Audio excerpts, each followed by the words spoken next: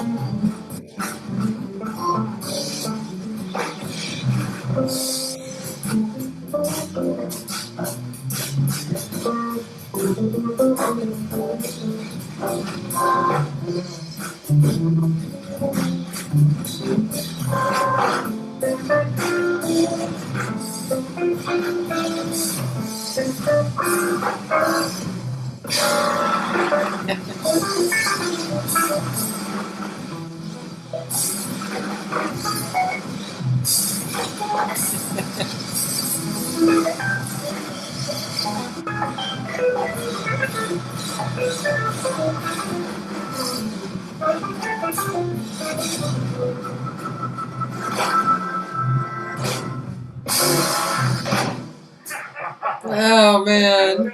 Damn, Yeah. that was good, man. Well, That was thank you. really good. Thank you.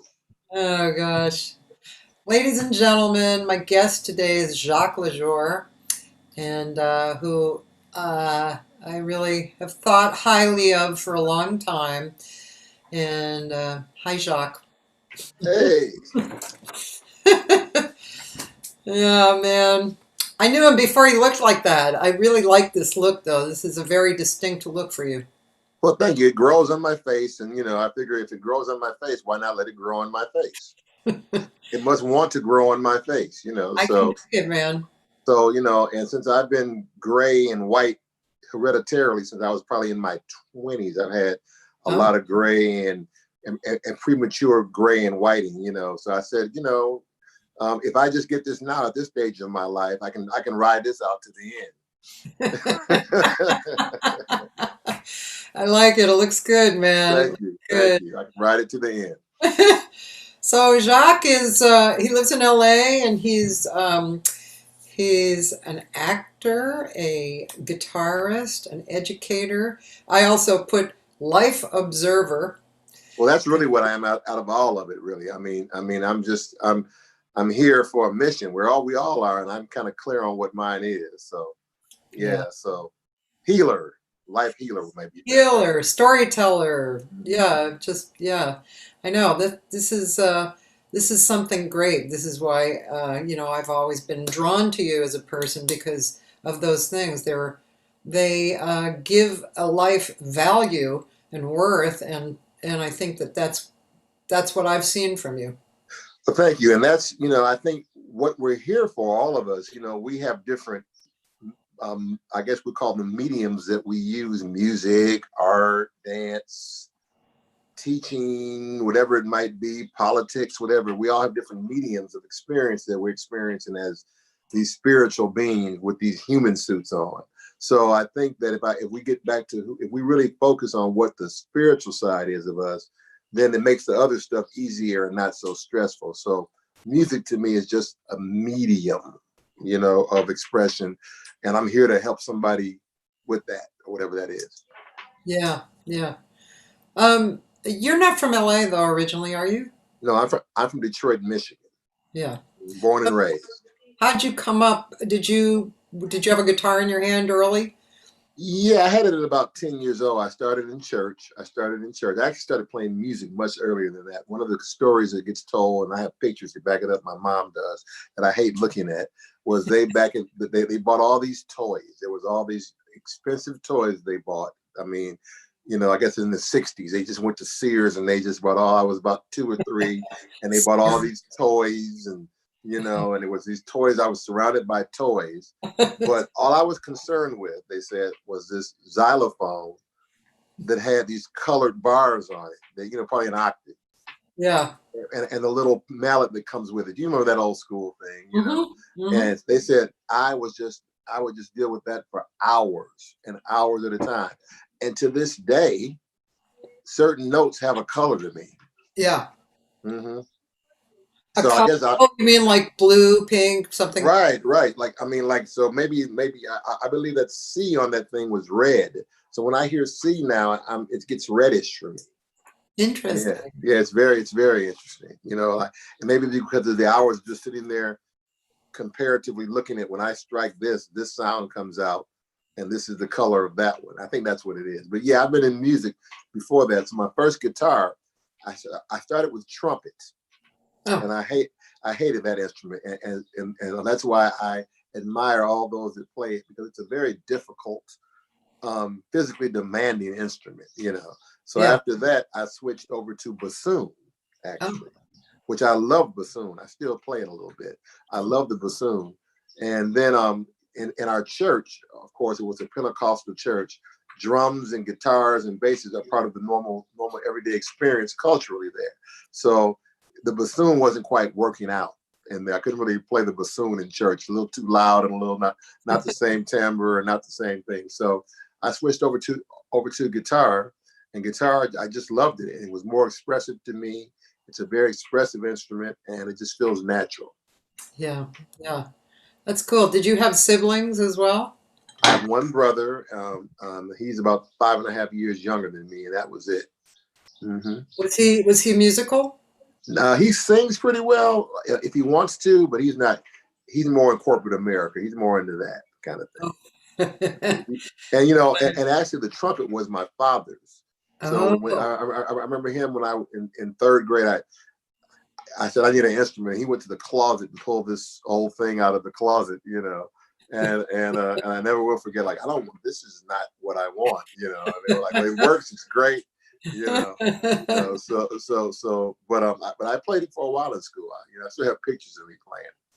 That's Mm-hmm. funny. I can imagine you playing trumpet. I Yeah. actually wanted to play violin, and my mother decided that I should play flute, which I've been practicing. And Mm-hmm. she said I had the perfect lips for flute. All right. Parents know everything. I'm sure she just didn't want to hear a violin, you know. Right. You know. Both can be a little bit grating, but I guess you said between the flute and the violin, she'll take the flute. My dad played sax, so Oh, there it is. that was easy. That makes sense. So what happened as you were growing up? Did you go to school for music, or did Yeah. you? In our church was a very popular church in Detroit, and it was a very musical thing. People like the great singer Fred Hammond, the gospel singer, all these guys. We all grew up together, and that whole Detroit environment we didn't really separate music from categories. There were a lot of musicians that played jazz, played gospel, played things. So one of the forays into professionalism, first of all, in high school, I started going to Interlochen in the summers Oh, to Interlochen Arts Academy, and I spent every summer for 8 weeks in Interlochen in Traverse City, Michigan, and that's where I realized that as good as I thought I was, there was a lot of work to do because there were kids my age from all over the world who were literally virtuosos at that time. I mean, to see a 13-year-old kid just be a monster, from like say Czechoslovakia, yeah, yeah. or Asia. So that was my first thing into I want to really be serious. So Yeah. I played in the high school stage band and things like that. And I remember never forget one time a lady having a little dinner party thing. She said, "Could you come play your guitar for me?" So I said, sure. And I went over there. I really didn't know what to do. I was noodling around, and I didn't really know any complete songs. I just knew how to make sounds that were pleasant for an extended period of time. So she just sat there and they like, "Oh, you're playing guitar," and they did their little thing. And then when it was over, she said, "All you have to do is for an hour." So when it was over, I got up and said, "Okay, I'll see you." And she's like, wait, I have to give you your money. And I was like, "My money? My money?" She said, "Yeah, you just did a gig, and here's $50." Now Wow. for a 16-year-old, whatever, with $50, you know what I'm saying? I'm like, Yeah. wow, I just got this car. This is gas for the next 4 years, in the 70s, you know what I'm saying? Yeah. So I was like, well, thank you. Then I realized, wow, you can actually make money doing this, and it's not just for recitals or the school play or the school concert. Yeah. And so as I got older, I started meeting some more great musicians like Earl Clue, who was one of my first teachers, and Perry Hughes in Detroit, a lot of great musicians. So I started when I got old enough to hang out, because back then in the 70s, 18, you could still go to bars and stuff and hang out. So when I got into that range, I started hanging out, and I started also playing professional gospel music. I started playing with the Clark sisters and the Winans and all kinds of people, traveling the world with them. This is my first, like, this is what a musician does. You get on a plane and you get to go somewhere, and there's a concert and they pay you. So that concept started around 18 or 19. Then I decided when graduation was over from high school that I wanted to go you had to go to college. You had to do something. It was either military or college or the factories in Detroit. Those were also very viable. You could go get a great job at one of the automotive plants, or you went to military, you went to school. So I decided to go to school.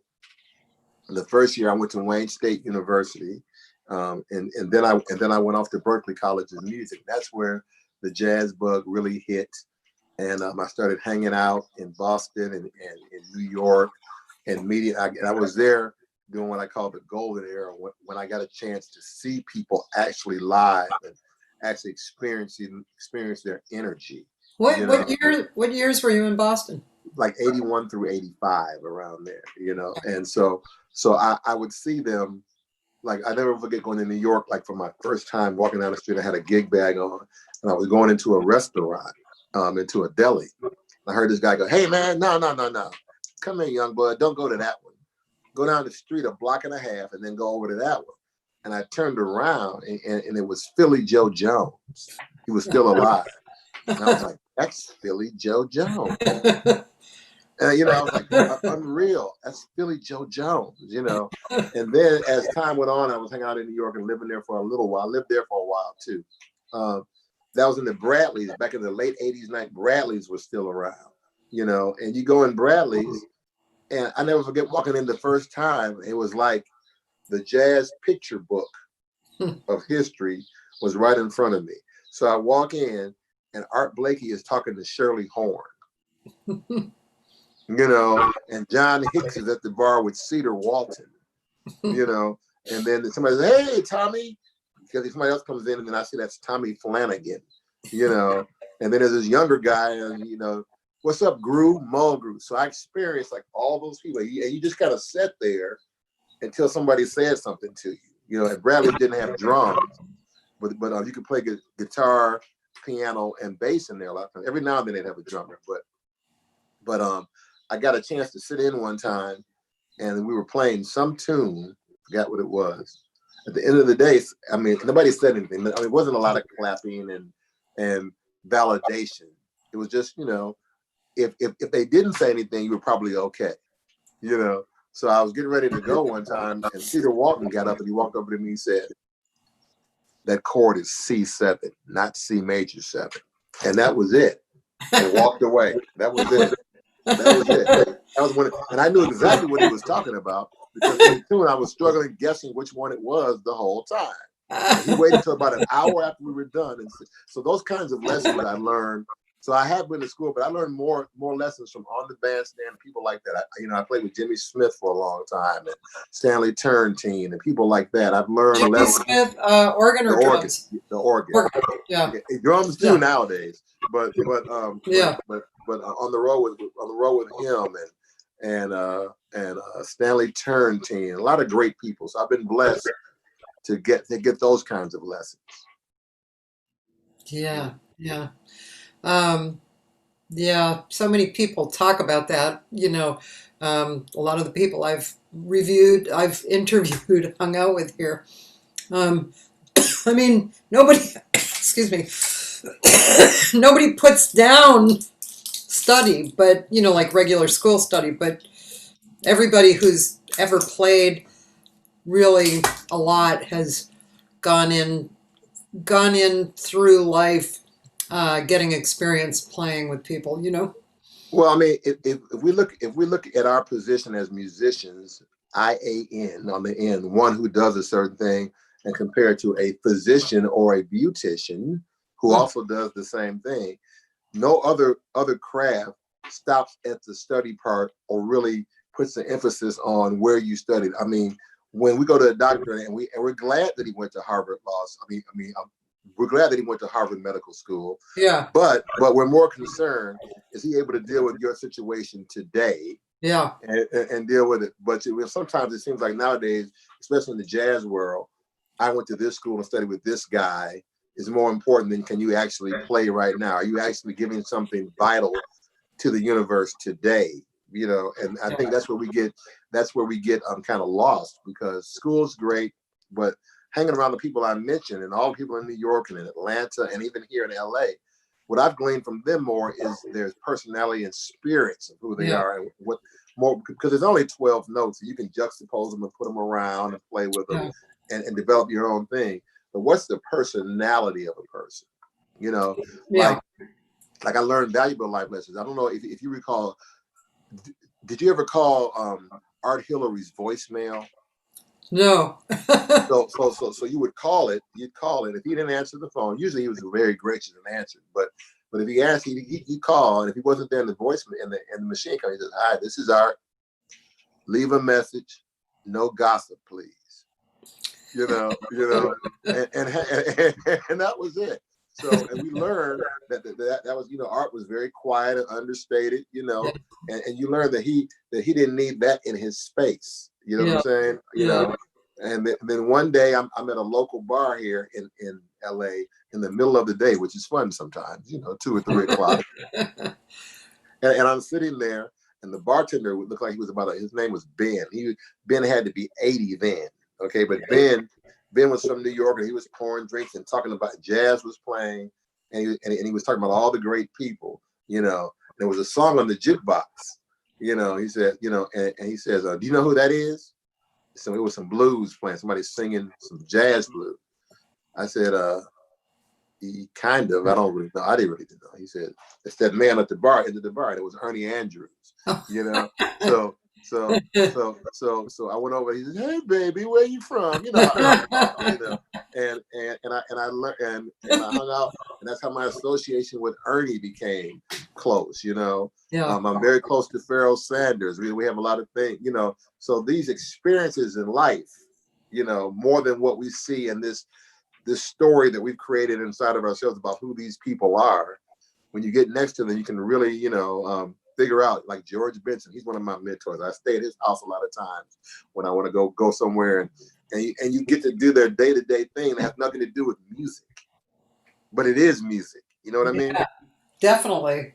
Well, because I think we all head for expression of ourselves through the music, and that's what makes the music so great.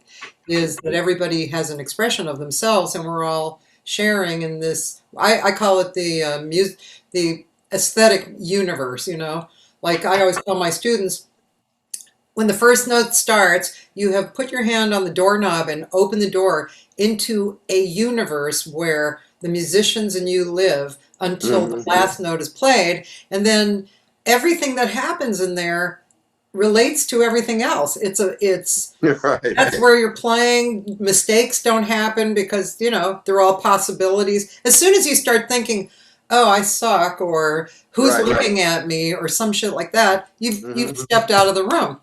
And you Mm-hmm. know so we have to and the more that you are yourself, the more you add to the co-authorship of what's going on in there, right? Yeah, I think that's absolutely right. And more importantly, before you even get to the stage, you have to ask yourself, why do I even want to do this? Why am I doing this? Yeah. What's my intention? Why am I doing it? Am I doing it because I think the playing music gives me a great social outlet? Am I doing it because I can make some money and I have no other skill set? I can't do anything. Why am I even doing music? Why music? Why jazz music? And once you answer that question, you have to live inside of that answer. That's why when I hear jazz musicians say, man, you can't make any money doing this. Well, that's why you got in it. Maybe you should go find the thing that can make money rather than besmirk this all the time, because we didn't get into this to make that. We already knew that going in. So if your thing is to be a star and make money, maybe you should go join the Stones or start a band like the Stones that seems to be more worldwide appeal, where you can make some money. Don't dog jazz out, but then more importantly, as you said, that room that we go in, when we go in that room, we can't forget that there's a bunch of people on the other side of the door that they're looking in the door, i.e. the audience. And I think a lot of us just totally forget about who they are. There are some people who have given you or us their time and their money and their energy. They've decided that out of their finite lives, because they're going to die like we are, that they're going to carve out this hour or two to listen to us. And we have to really honor and respect that on the highest level, because if we don't, we're missing the whole boat. They said, you know what? I'm going to come listen to Cathy and Jacques. Now, I'm going to give them an hour of my life and $10 of my money to listen to them. And then if we get there and wonder why won't they be quiet, and why are they not listening, and they don't know anything about what I'm doing and all of that, we missed the whole purpose. I had a guy one time, it was about 20. Well, I have I'll be quick, two very important experiences. One was in Atlanta. We were playing. and we were playing swinging, man. It was getting down, and there was a homeless dude outside of the club, and the security guards were outside and stuff, and they were like trying. He was dancing, doing the dance. He was doing like the monk dance, and he because he was feeling the music, and as he tried to go toward the door to come in, and they stopped him, and he said, "No, no, I don't want to go in. I don't want to go in. I just want to give them this." He gave us $1. He was a homeless man, and he gave us $1. He reached into his pocket, one of the dollars he had probably been trying to scrap up, and gave us $1. He said, "Because they get down, you know." And I gave that dollar to the club owner of that club in Atlanta. I said, "Don't ever lose this, because this is special. It's very special." And in that same club one time, that there was a guy we were playing, and when the gig was over, he walked up to me. He said, "Jacques, I want to tell you something." He said, "I'm a lawyer in a major firm here." He said, "I'm scared of very little." He said, "But today, my divorce was final, and I was granted custody of 2 preteen girls, 11 and 12 years old." And he says, "To tell you, today when the gavel was hit about what was going to happen, I was never more scared in my life." He said, "And so I just came out, but your music has taken that fear away. I know that we can make it now." So that's our mission. It's not about who played how many changes we played, who got a better gig than me, and where am I playing? And I gotta play in that room. And if I don't play in that particular venue, I'm not valid. That kind of stuff. Yeah. Yeah, I know, that's so true.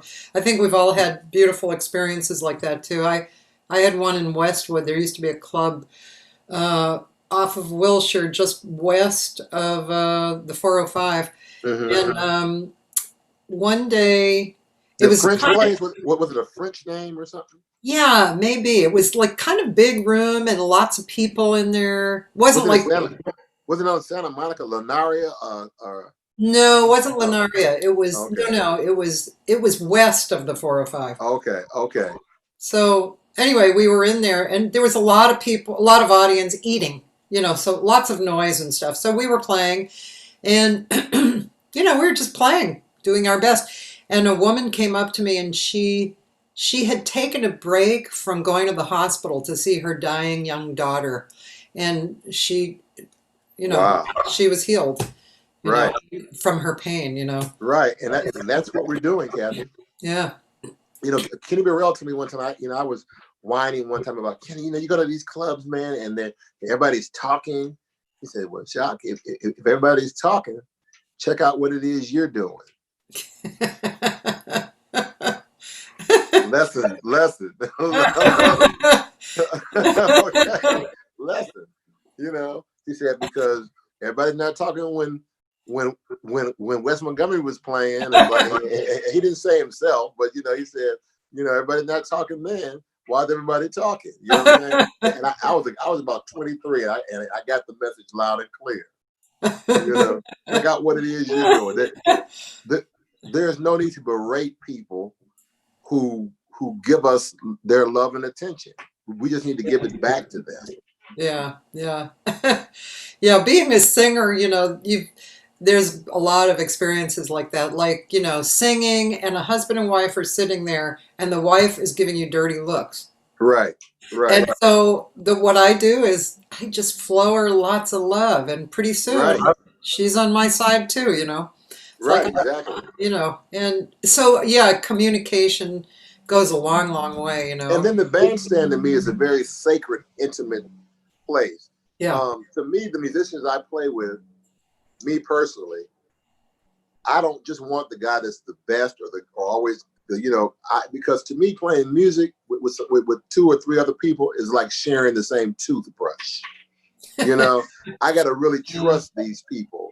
I think it was Elvin Jones that said one time, they asked him, "How did you entrain and all you all play so well together with such intensity and such togetherness?" He said, "You got to be willing to die with an MF. You got to be willing to die with one." So I think that also as we choose our musicians, a lot of times I've noticed that people like to get people who are good because it's really their lack of themselves. it's their own low self-esteem, or the actual haven't done the work themselves. So they want to be propped up by somebody that's good. If I can get this piano player, he'll make me sound great. you know, when actually the work just needs to be done. You have to rinse and repeat, do the work. And that goes for vocalists, guitar players, do the work, take some time and actually do the actual work, not the hang where you go out and you sit in with your friend. I mean, close the door as you have your door closed over there and sing and practice and play, do the work. Then it doesn't matter who's on your bandstand. I mean, I found that to be, I think Louis Armstrong said that sometimes he didn't have the best bands.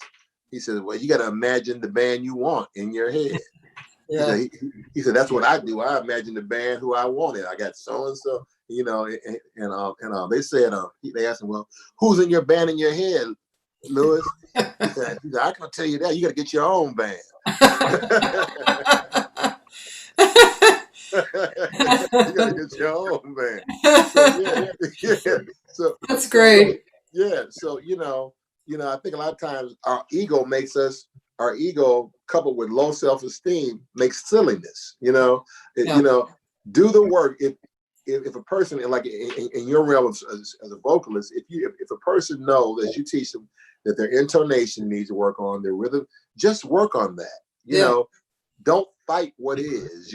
Don't try to skip over. If they have to go, la la la la la 150 million times until that la la la la la is correct. Yeah. They have to do that work. That's doing the work. And they should be happy with gratitude to do that work, because you're not going to get to any scatting if you can't go la la la la la. So I think that we have to really get our intention. Because if your intention is to be the best that you can be, going la la la la la is no problem. Yeah. I when I ran my jam session for all those years, something that I thought was so interesting was, no matter what level of the singer, if they were listening to the band sounded great. If they weren't listening to the band kind of didn't, it sounded, even if they were great players, just didn't sound great. But as soon as the singer, they could be the simplest singer in the world, but if they were listening, then the whole thing became magic. That was because it's all spiritual. That's what it is. And we have people that are, I call them professional jam session people, and what they do is they don't really practice or do the work. They find out where all the jam sessions are and use that as a guise that they're working on their thing. But they're not really working on their thing. What they're doing is going around. I know. That's so true. I have noticed that. And they're not really working on anything, because you've heard them for 10 years and they're still doing the same thing. So now it's moved over into ego. Yeah. And now it's starting to make the bandstand toxic and the environment toxic. So that's why you need, as you've done for many years and I have done, you need strong jam session leaders who know that, wait a minute now, there's some toxicity coming in. Uh-oh, that's a great glass of water. Thank you. Look, he's in his pajamas still. That's cool. Good. Those are nice ones. So, when you see the toxicity, it's not that you're being an asshole, but you have to shut it down for the sake of the greater good. You can't let us all be poisoned. There's a gas leak here. There's carbon monoxide coming in, and we see where it is. So let's plug the hole before we all die. Yeah.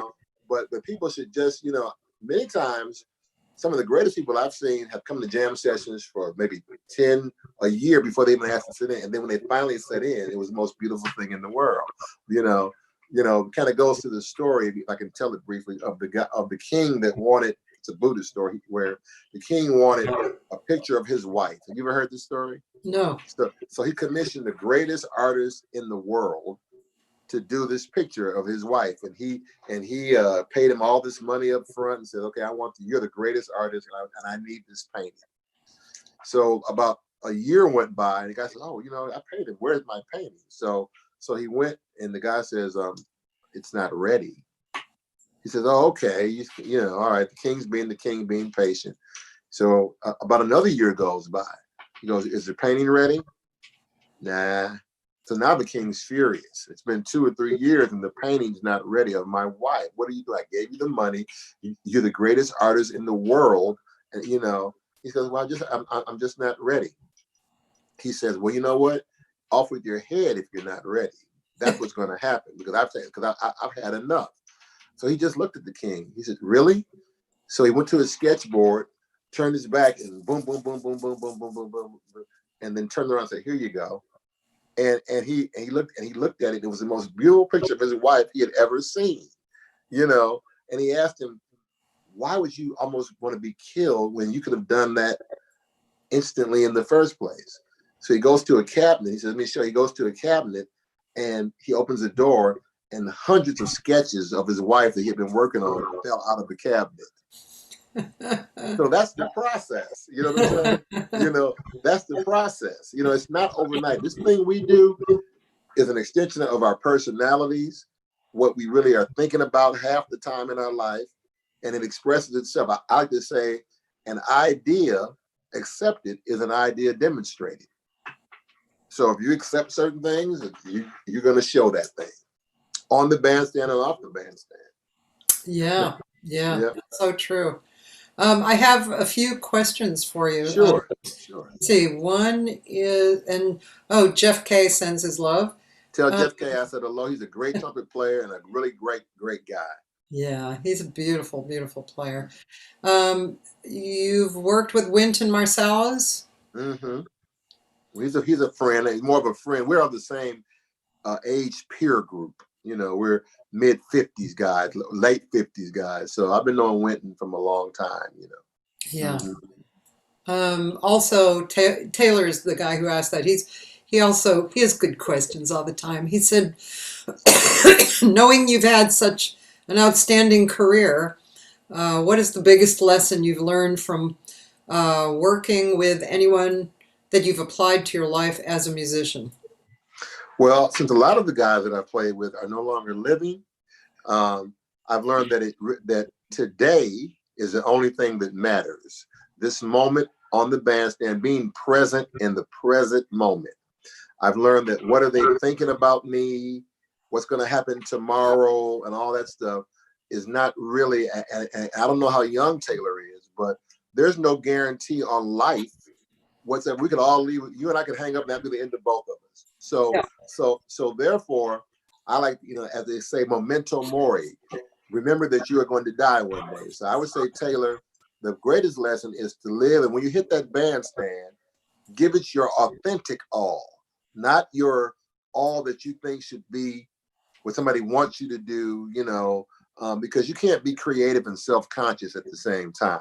I've learned that from those guys. You can't, your brain is not going to say, okay, I'm thinking about this record guy and this promoter is in the audience, but at the same time, you're going to play this great, fantastic solo. The brain says, the brain's saying, you got to decide which one you want, buddy. You know, do you want to really be creative or do you want to worry about this guy? Because I'm not doing both. Yeah. So I would say the main thing, Taylor, is to center yourself on the bandstand, get centered, and realize that in the grand scope of things, none of it matters anyway. None of this really matters. Okay, I mean, it matters to us, but at the end of the day, whether I play music, whether Cathy sings another note, doesn't really matter in the grand scheme of the universe. So let's take the importance off of ourselves and see our finite position, especially with some music. COVID-19 proved that. Yeah. It proved, you know, no one said, okay, all the jazz musicians, you got to keep playing. There's a pandemic, but we need everybody on their gig tomorrow. Yeah. You know, it proved how unimportant, and now we're still in the balance wondering how important it is now. Yeah. So what's important is what you're thinking in this moment. Yeah. That's it, Taylor. Yeah. I mean, everything it's out the door. I've already done, you're probably like my 76th day. I mean, some of the conversations, you know, are really gone. I remember a few outstanding ones. And then I have to actually go back and listen to the archives because they were so in the moment, like this one is, and so fun and so Right. inspiring and We real. have to stay grounded because I live near a Yeah. cemetery, the Inglewood Park Cemetery, and sometimes I go by and driving by there, and I think to myself, everybody in there had an agenda, had something they were going to do the next day, or they thought they were going to do it, or the year from now, or they had some animosity. They were going to give somebody a piece of their mind, or they were going to do this and do that. And now we have no idea outside of these things sticking out of the ground. We don't even know who they are anymore. Some of them have been gone for 150 years, and we have no idea who they are unless I go over there and read Mary so and so 18 something. You know what I'm saying? So Yeah. so it shows how unimportant our own individual small stuff is. It makes us be part. See, because if you look that way, we're very small. But if we see ourselves as part of the whole, then it feels better. If we see Yeah. ourselves as part of this whole thing, Yeah. we're a part of this whole thing, and my little portion is only a part of it. Yeah.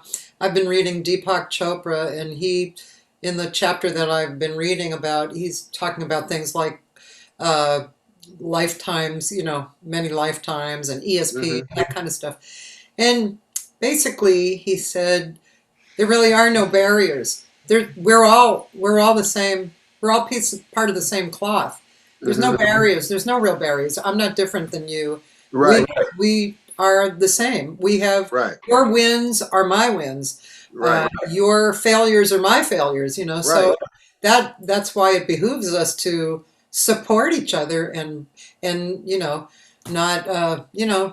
Well, we all believe in duality, this and that, binary kind of thinking. It's either this or that, those and these, and Hmm. those kinds of thought processes, which puts us in a human condition by choice. You Hmm. know, if we saw ourselves as part of a whole, I'm sure when I see a flock of birds, one of them don't think I'm the top bird in this situation. They just fly as a flock, Uh-huh. and the crows I've seen in my own backyard, the crows and the sparrows exist at the same time. They're both different kinds of birds. They have Yeah. they have a different little ways of being, and we'll call those cultural. But at the end of the day, they're all part of the ornithology Yeah. of, of birds. You know what I'm saying? Yeah. So that's where they are, and they know how to make life happen. And they sometimes they don't hang out together. Sometimes they hang out with themselves, and they hang out, but nobody's really pissed off about it. And they just and then if they do find themselves next to each other, they're like, "Hey, what's going on?" I don't think a sparrow and a crow fight each other. Hey, even my cat and the squirrel, or my cat and the possum. Yeah. It's like Well, the possum well, comes and eats the cat food, and the cat's like, yeah. well, that's a new thing. I think there's a great cosmic shift in the world because years ago that would be impossible. Mm. Okay, all right, but I think there's a spiritual shift, and even the animals are like, well, he evidently there's no food, so he can have some of mine. Because most Yeah. times cats and possums don't get along very well. You know what I'm saying? But Yeah. but because of you though, you're the owner, and I believe our pets are chosen by who we are. You know what I'm saying? So I think that's what it is. I think that spiritual thing is who you and that's what it is. Yeah. That's why somebody else's cat will either tear the possum up or get torn up by the possum. One of the two. That's funny. because Hey, because I, because I because have a question. go ahead. So I was talking to Bruce Foreman, and he gave a funny story, which will lead me into my question. But when he was young and he was first on the bandstand, probably a jam session, Mm-hmm. uh, he was playing and he was going on, and all of a sudden there was no sound out of his guitar, and he turned around and the guy had pulled the plug out. So I was just curious, when you were coming up, did you go through like a time or two of Oh man, I going, know one hey? one of the one of the greatest experiences of me. There was a great bass player. He's on a lot of Blue Note sides. He lived in Atlanta. His name was Layman Jackson. And Layman, I was playing at we're playing stablemates, which I had no clue to the tune really. But my ego was like, well, I'm this Berkeley graduate and I'm new in town and I've got to deal with this. I got to, and I know how to fake my way through, my imposter syndrome is up enough to where I can deal with this. You know what I'm saying? So I get in there and I totally destroy the tune. He tells me to stop, just stop playing. In the middle of the tune in front of a Gracie, stop playing. Just stop playing. You're wrong. You're wrong. Stop playing. So I stopped playing and I didn't leave. I just kind of stayed, and he didn't say anything to me until I got ready to leave. He said, give me your phone number. I gave him my phone number. The next morning, and I kid you not, at 6:45 a.m., the phone rings. He says, hello? He said, this is Layman. You still in bed? I said, yeah. He said, well, you need to be up because you don't know stablemates. I was like, what? You're the last person who needs to be sleeping. So he said, I live at so and so and so and so. What do you have to do today? I said, nothing. He said, be at my house. And it was 6:45. He said, be at my house at 8:30. And I said, oh man. So I get dressed, I run off, and I'm a little ticked off now because I was raised to respect my elders, but I'm hungry, and now that I'm up and everything. So I get there, and he comes to the door with an apron on, flipping pancakes and eggs and stuff. He says, now sit down. And he puts on, he said, this is for you. And he has me a cassette tape of about 10 versions of stablemates. And his bass is in the middle floor. And he told me to bring the guitar. So I brought the guitar and we sat there for 3 hours and went over stablemates again and again and again and again and ate breakfast. He said, you can play, but don't ever play a tune you don't know. And don't tell people you know it, because he says, you're lying when you do that. He says, if you tell somebody you don't know a tune and you don't know the whole tune, you're lying. Are you a liar? Or was that kind of,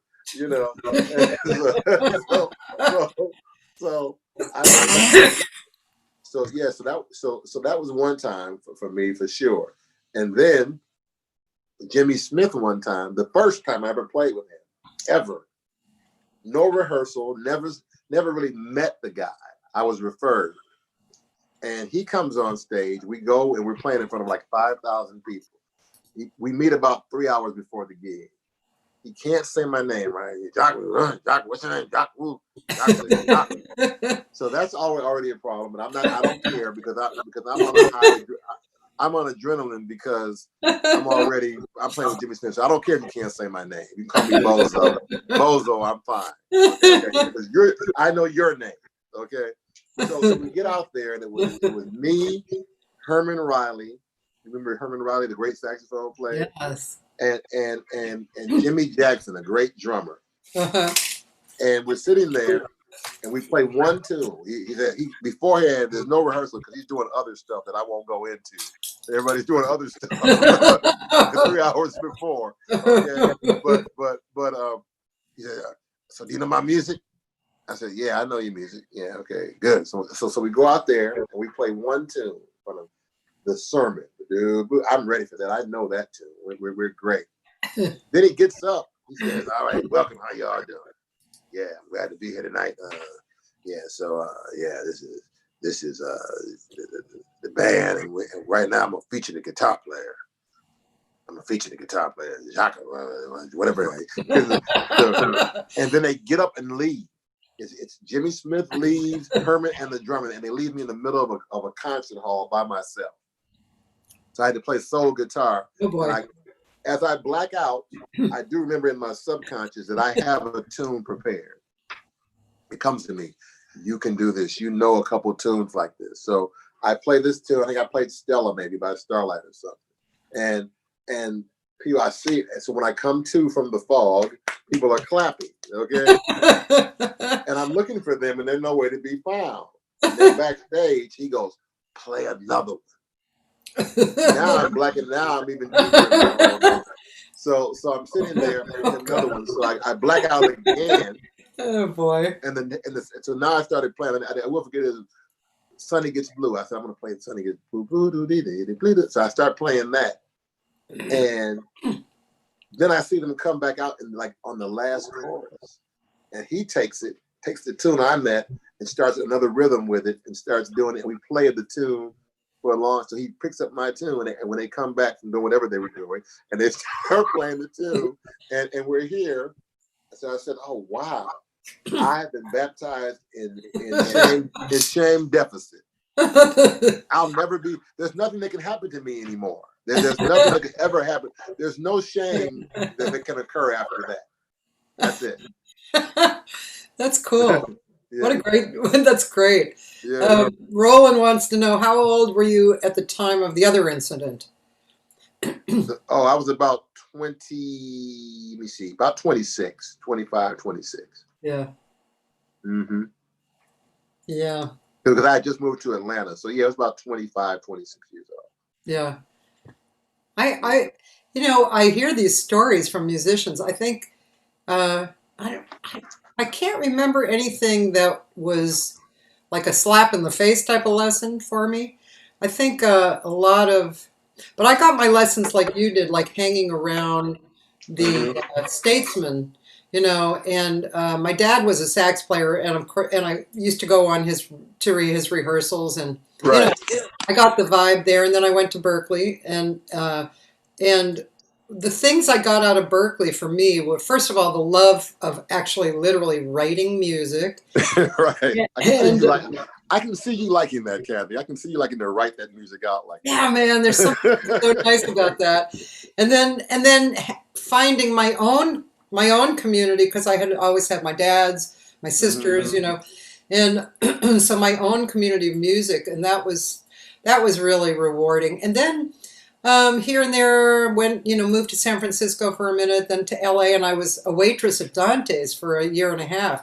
That's where I really got like a good, solid taste of what everybody felt like, and the music, and and so I think my lessons were a little more like like how Billy Higgins would take you under his wing, that kind of, Right.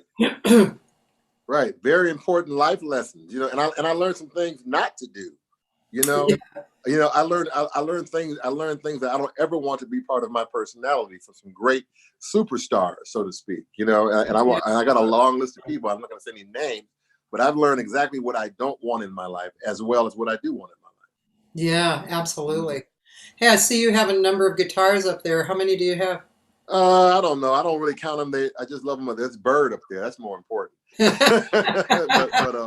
but I've got about of this variety, probably about 15. Beautiful. They look really pretty. Yeah. Yep. There's no more room on the wall. Wife says no more room. No more guitars on the wall, please. There's no more wall space. I noticed in the video that we played, your house is really pretty. Wow, beautiful. Thank you. Designs, and colors, and stuff. Yeah. Hey, and we've been broadcasting from here. Doing our concerts from here. Yeah, that was Smitty, right? And Marvin Smitty Smith and Pete Kuzma. Yeah. Damn, that was good. Can we listen to another one right now? I guess so. If you can find one, on those tapes, there's a lot of talking, but in between. Sure. Because what we were doing, Cathy, on these videos, we were raising money for all the waitresses and bartenders and people at the clubs we play at. We have about 3 or 4 steadies a week. Yeah. So when the pandemic hit, we thought about all the guys that, that's another thing about being human. All the clubs we play at, when I go into the clubs, like some of them, as soon as I get there and they see me, my favorite glass of wine is already waiting on me. You know what I'm saying? And these people develop a family-like style life with us. Yeah. And so I wanted to honor many of them, like the bus boys who will get your chips for you. They'll go back, all these different things, the hostess that will seat your friends who are not paying, right. In a good seat, all those things. So we wanted to bless them. So we raised, when you see the donation thing, all that money went to those people. We gave them $50 here, $100 here, and it helped out a lot of people. It helped a lot of people out. Yeah. Well, should I play another one of those, or It's up to you. You know, there's a lot of material out there. It's up to you. I did see. Let's see. There's Jacques Lesure at UCLA live. There's the one that looked kind of interesting. Oh well, When She Smiles, the PR for that. Can we see Yeah, that? yeah, that's cool. That's fine. I mean, that's old, but go right ahead. Hey, this But is it's pretty nice. I like it. Okay, Okay, so I'm going to share my you can screen. share. Share my screen, and here we go. No beard. Yeah, man, no beard. Yeah, that was like 7 years ago, huh? Was it? 2013. Yeah. Okay, here we go. Lesure, and I'm here to tell you about my new album, When She Smiles, which drops in August. Now, this is an album of straight ahead, no nonsense swinging. I mean, it is swinging. Willie Jones III is on drums. Eric Reed is on piano and did some great arrangements. And a young bass phenom named Mike Garola is on the bass. These guys brought the best out of me. I mean, we got to some great music, some great standards. And the original, When She Smiles, which is very special to me, it's a song that I wrote. And it's about my wife and all the other ladies in my life, my mother, and great women that have these great smiles. That when they smile, you know everything is cool, life is good. So I collectively took that energy and wrote the song, When She Smiles. I hope you enjoy it. I'm pretty sure you're going to dig it. It's available now for pre-order on all the internet sites like Amazon and all the other great places where you can buy music. So check it out. The hard copy hit the street August 20th. I look forward to seeing you on a gig somewhere playing the music of When She Smiles. Take it easy. It's still available, by the way. Thank you. It's still available. You can still get those. Yeah. There's a few of those floating around still. You've done a lot of guitar trio stuff, right? With organ, like at Lavender Blue, and I still haven't been into the Hollywood place. Every Tuesday, you have no idea. Every Tuesday, I think about it, and somehow I never got there. So I hope hopefully we'll continue. So we don't know. We're giving all of our venues a chance to recover and get themselves together before we bombard them with "Are you having us back?" They got to recover and get themselves together. Yeah. So I advise all musicians, don't bombard the venues. Give them a minute. Also, I currently book the Lighthouse. Oh. So we're gonna still. When's the last time you've done that? The Lighthouse. A long time ago. You'll do it. I can't tell you when, but it'll be this year. Oh, cool, man. So you took over booking it? Yeah, Gloria and I had a talk, and since I've been there, I guess I'm the La La Land representative. It seems like. Oh, that's cool. And Gloria is going to turn, I think, next week, and a week and a half. Gloria's going to be 95 or 96. Yeah, something like that. She might want to slow down a little bit. So we decided to make Gloria the great ambassador of the room that she is, and not have to deal with the day-to-day calling people and reminding them they're going to play and dealing with all of that. So they chose me because they know that I know all the musicians, and and I'm not going to be biased about it. Everybody's going to get a chance to play. Some people that haven't gotten a chance to play are going to get a chance to play. Some folks that didn't do very well might not get a chance to play right away again. It depends on what because the Lighthouse is so important to LA. I mean, all the great records. It's just not a room where you go on Saturday and Sunday with your band. You're standing on the stage where some of the greatest names in the history of music have played. So you got to start from that kind of understanding and realize, and then also, it's become a situation in which we want to get. I mean, there's people on the pier walking around, hundreds of them. We want them to come in of different ages and experience the music. We don't want jazz needs to stop having this feeling that it's just for a bunch of old people, because it's not. It's not. So we have to work on what presentation looks like, what things are, and how to be inviting to people of all races, all nationalities, all age groups. It's very important. And I think sometimes we forget that on how Yeah. to do that. So yeah, I'm working with the management to come up with some new ideas and some new Cool. things to put the lighthouse back on its glory. Cool. I remember I've been here so long that I remember the upstairs. Wow. The hangout upstairs. Same with Pasquale's. Were you here for Pasquale's? No, That was no. Pat Senator's place, right, literally on the beach near Malibu. Wow. And yeah, there was an upstairs. Kind of. They didn't exactly live there, but they stayed. They stayed there. Right. But that was a hang too. That was a long time ago. Yeah. Most clubs across America have a room and a hang spot. That's quite interesting. But it's all part of the culture and fun of the music. Yeah. Concerts by the Sea had a great hang room. I actually played in there with a gospel group with the Clark sisters. I never will forget. I'm like, we're playing a jazz. What is this? And I never will forget. We played Concert by the Sea because Wow. they used to have all kinds of music. And the first time I ever came to California was with the Clark sisters, and we played Concert by the Sea before it caught fire. Oh. That was Hermosa Beach, right? Yeah, that was a No. wonderful room. Yeah, what's Hermosa or Manhattan Beach, was it? Manhattan? Maybe Manhattan. Yeah, Manhattan Beach. It was in Manhattan Beach. It's a beautiful room. It was great shape, design, and the sound was incredible. Yeah. I remember it exactly. Yeah. And hopefully there'll be some new venues in Los Angeles soon. Yeah. We need a place that either goes upstairs or downstairs. We need that. That's a jazz feeling thing. Something that's upstairs or something downstairs. Yeah. Let's see. Michael Carr, he said, you're going to laugh at this. I had a record with the Skipper, Sam Hirsch, and Yayo. How do I reach you?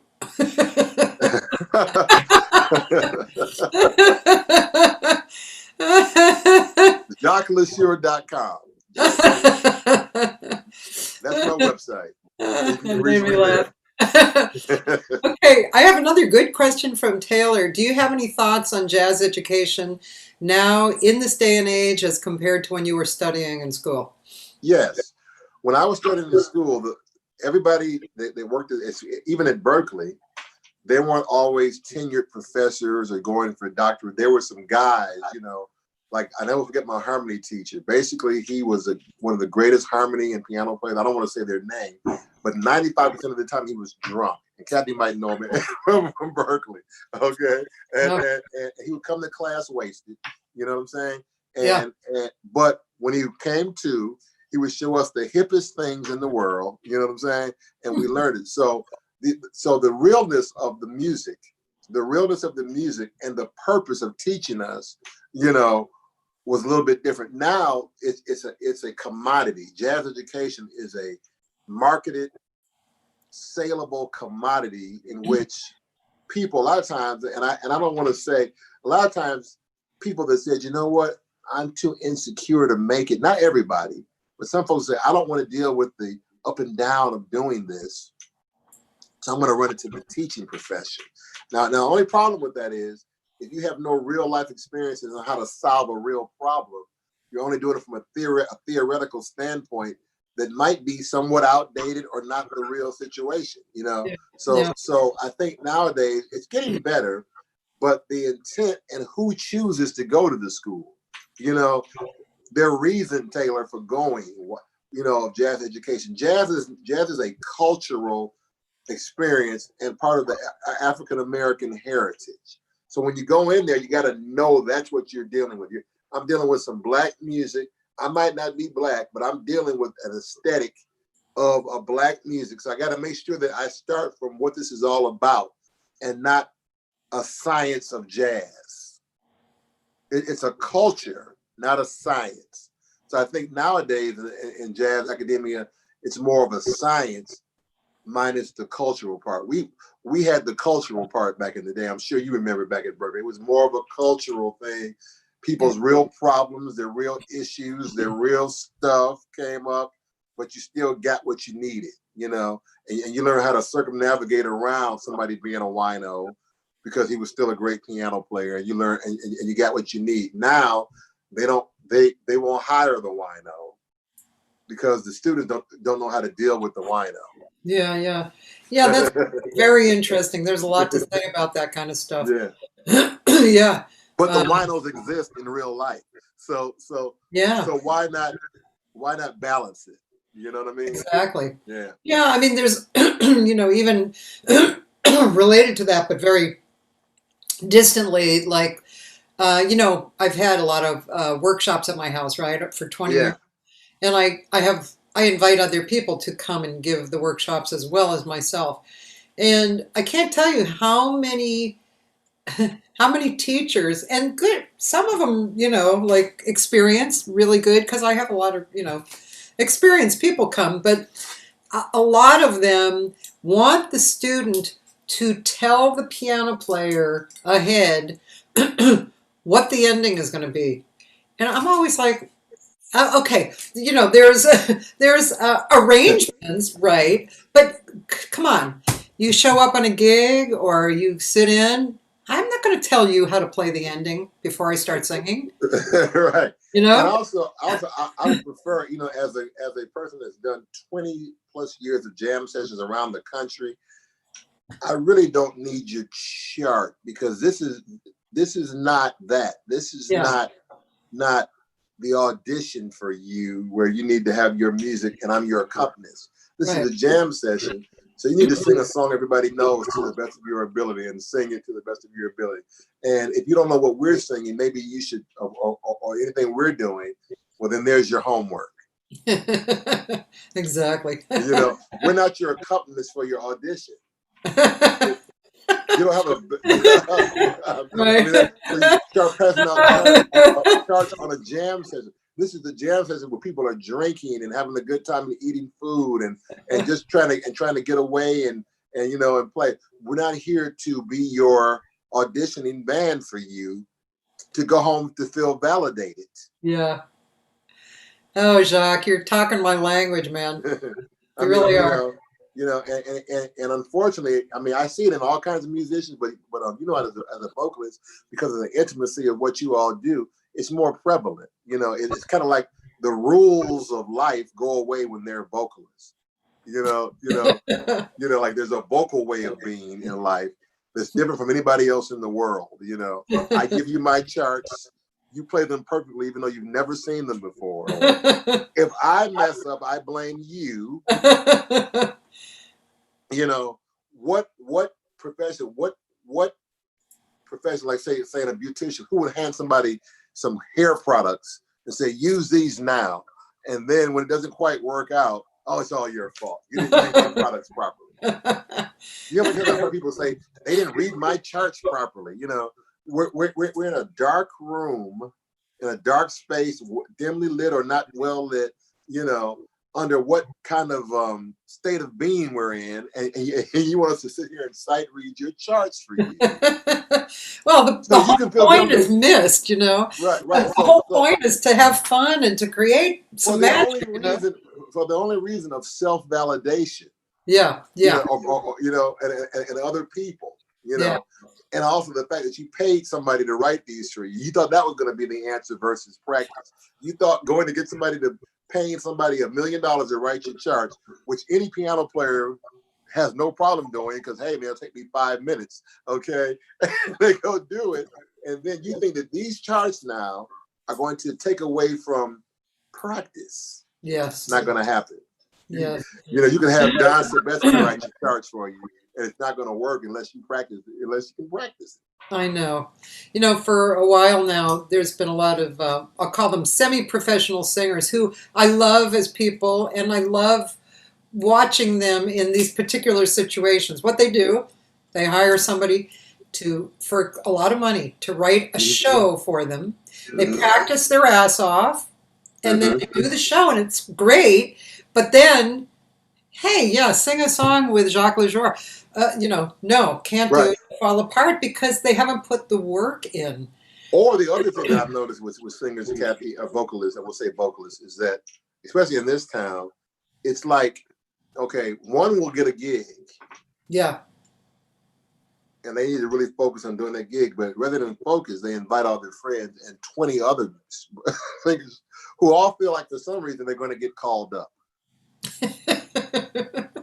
And it's just like it's an unwritten thing that they're all going to get called up. They're all going to get called up. So they all get called up, okay? And it's great because the club owners saying, look at all these people here. It's fun. Not realizing that out of the 25, 23 are other vocalists who want the gig as well. Yeah. Okay. Exactly. All right. So they're there, and they all come and sing. Now the club owner said, wow, I can get all these singers. There's all these singers available? Wow. You know, and actually quietly, I like that one better than the one that's running the gig. So what happens is, okay, so now they switch. So now that one gets a gig somewhere else. Everybody runs to that gig. So it's like, I'll pay you to do my laundry, and then you pay me to do your laundry. So there's no real economy. You know what I'm saying? Now, support is great, and it's great to go support. You know, if it's a true support where you're not just trying to get the gig, if you really want to go see the person, if you're learning something, you know, or you have something you want to share. You as a teacher, when you go to a person's gig, who you know who is an apprentice of yours or whatever, you're going for the purpose of support, but also to give them valuable criticism that's needed, you know, as an observer. You know, everybody going to pretend like they're going to support the person when all actuality they really just want to sit in and be seen and validate themselves too. Yeah. And it's so obvious. It's so obvious and funny to anybody that sits back and looks at it. It's just obvious. Yeah. You know? Hey, I have a question from a singer, Karen Celeste Cruz. What do you think about taking songs from other genres and making them into jazz songs? That's what jazz songs are. There is no such thing as a jazz song. Every song we sing was not written for us to sing jazz or play jazz on it. You know, when Gershwin wrote whatever, or Joni Mitchell wrote, they didn't write the song because they thought we were going to play changes and scat over it. So I say that's fine. Take a song that resonates, but I say pick songs that resonate with you, not just because everybody else is doing it. Billie Holiday says she won't sing a song that she didn't feel or make sense to her. Yeah. So if the song if you have no bearing to the song, why sing it? Because it's a jazz song, you know, like I see people sing Funny Valentine all the time. And I don't know how many of them really have listened to that lyric. It's not the lyric of, you know, it's a guy telling somebody or somebody telling somebody, hey, you're not the most attractive person in the world whatsoever. You know, you look kind of weird actually. Okay, you know, but you know, I still kind of dig you. You know, that's what Funny Valentine is really saying, you know, or how insensitive. It's like the guy gives this long story about, you know, I'm sorry, but what am I going to say? Yeah. When a love affair is over, you know, and people sing it apart from the lyric. They just sing the notes and the words, but not really, you don't know what love is. Do you really know what that's saying? That somebody's pining about love. Yeah. And if you don't really have a connection, so I would say, whatever song you sing, whatever genre, make sure that you mean it. Yeah. Mm-hmm. Let's see. Taylor, what is Taylor saying? This is why I really admire musicians like Wynton, someone who really respects and sees the tradition of the music inside and out.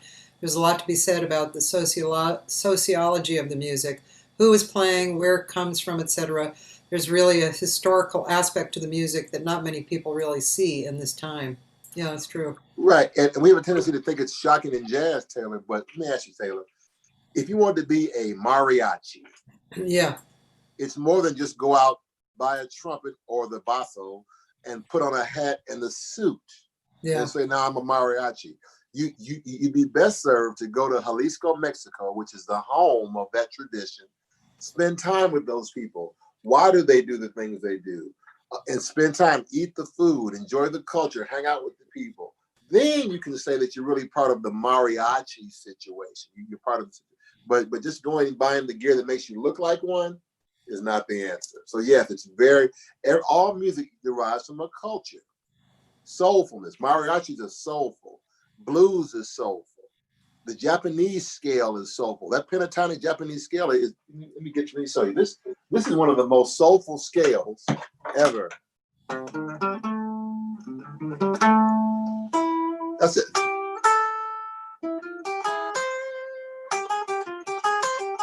That's soulfulness. Yeah.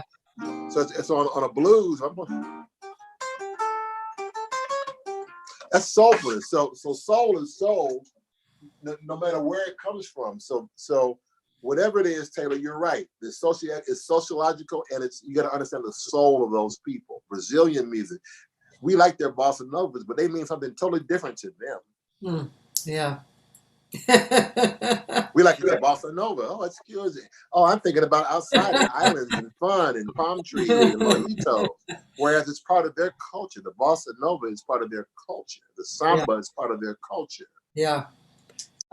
Toby Simmons is saying that she's digging Americana at this time, and I do too. In fact, one of the people that I'm co-producing is, I don't know if you know her, Catherine Bostic.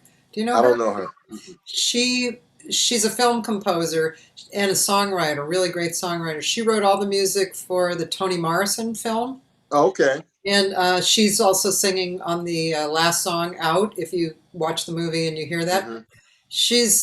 It's incredibly deep and satisfying, her voice, her songs. In fact, her first record, she had Kebmo on it with her. So that kind of gives you this idea of... Right. And so this record is going to be outstanding, but it's definitely Americana, and Americana is definitely like a beautiful culture, really nice. It's just who we are, yeah, you know, and it's the soul of who we are, you know, and that's why categories are so hard. You know what I'm saying? Yeah. How you express yourself. If a person is an athlete, they're an athlete. You know, they might play baseball. But we've seen like when Deion Sanders, he said, I'm an athlete. He played baseball and he played football. He played both sports professionally because he's an athlete, you know? That's why I like the triathlon, I mean, where they do all kinds of things because they're athletes. Yeah. I'm a musician. Right. I know how to express in the jazz idiom, but I'm not locked into that by any means whatsoever. Yeah. Because that's a box. I don't like boxes. Right. I want to play something again. I could either do Atlanta or one of your other. It doesn't matter. It's all what it is when I was there in that moment, and it's whatever it is. I'm fine. Okay. Well, actually, I'm going to do the other, the May 7th at your house because it's so more. It's current. 5 o'clock in the afternoon. I think it's the same band, right? Yeah. Okay. Let me see if I can find the beginning of it. Here we go, gentlemen.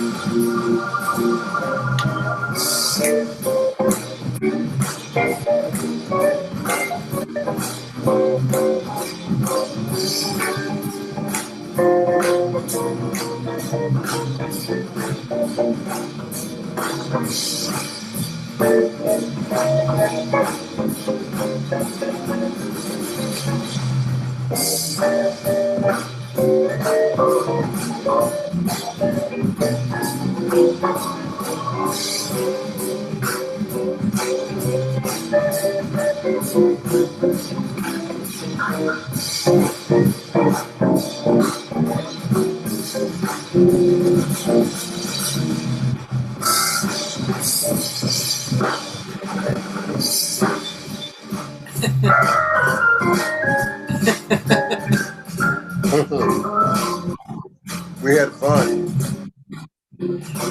Tell me the organ player's name again. Pete Kuzma. Steve? Pete Kuzma. Pete. Kuzma? Kuzma. Kuzma. Pete Kuzma.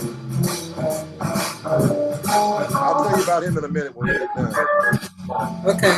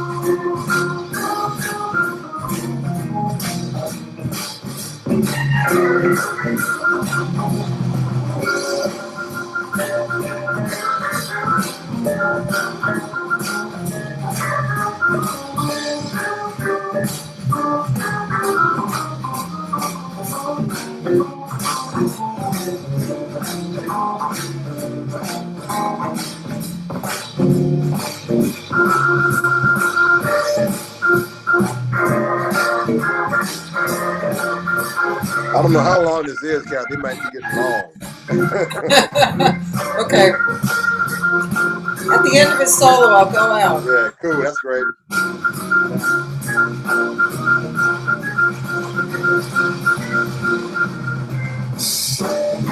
Woo.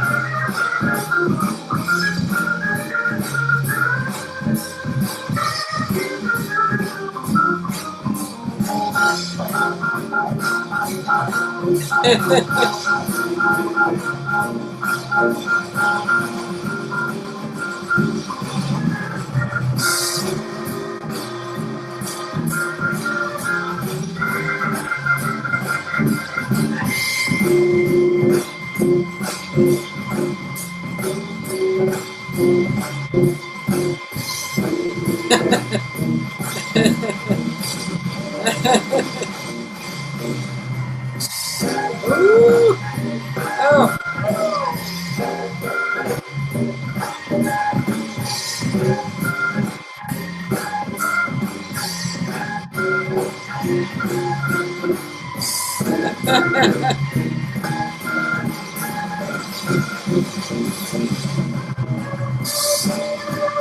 Oh gosh. Hard to turn it off.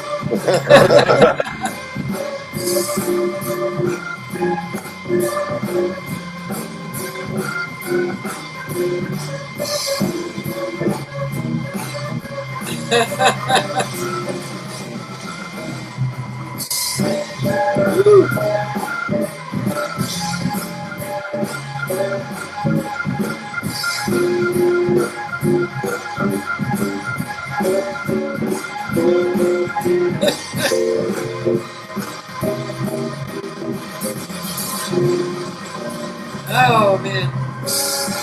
Ah.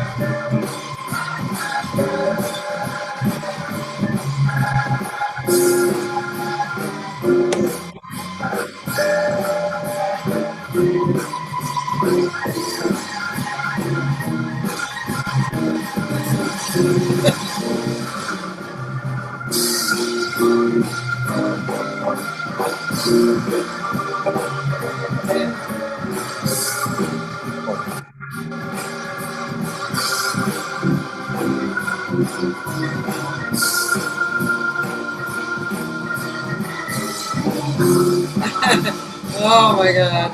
Oh my god. Wow. Awesome.